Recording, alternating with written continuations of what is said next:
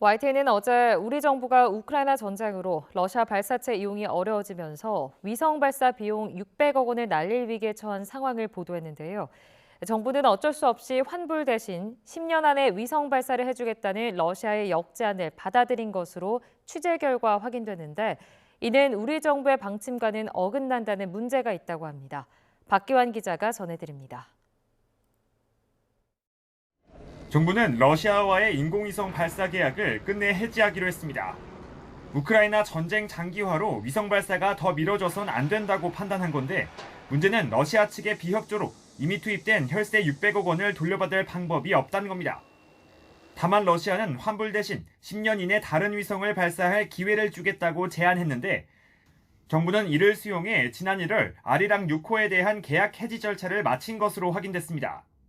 차세대 중형 2호도 비슷한 조건의 협상이 진행되는 것으로 전해졌습니다. 혈세를 허비하지 않기 위한 고육지책이라고는 해도 전쟁의 끝이 보이지 않는 상황에서 너무 러시아 말만 믿는 것 아니냐는 지적이 나올 만합니다. 무엇보다 앞으로는 누리호 발사체만 이용하겠다는 정부 기조와는 정면 배치되는 계약이라는 비판이 제기됩니다. 누리호 발사 성공, 다누리호의 달 궤도 진입 등을 통해 우주 강국으로의 도약에 박차를 가하고 있습니다.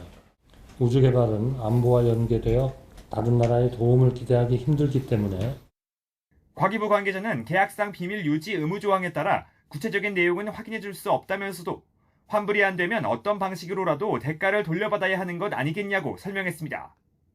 당장 우주로 떠나지 못한 위성 2개가 사실상 방치되는 현실도 무시할 수 없습니다. 지난 5월 러시아 대신 프랑스 업체와 발사 계약을 맺었지만 발사체 분량으로 빨라야 내년 말에나 우주로 향할 수 있기 때문입니다. 위성 관리 비용도 한 해 20억 원에 달합니다. 수명이 다한 아리랑 3호, 5호 등을 계속 이용할 수밖에 없는 현실도 정부로선 뼈아픈 대목입니다.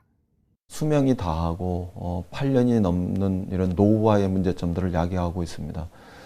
위성 발사 지연 문제는 지속적으로 또 반복적으로 일어나고 있음에도 불구하고 과기부는 뾰족한 대책조차 수립하고 있지 못한 점은 문제라고 생각합니다.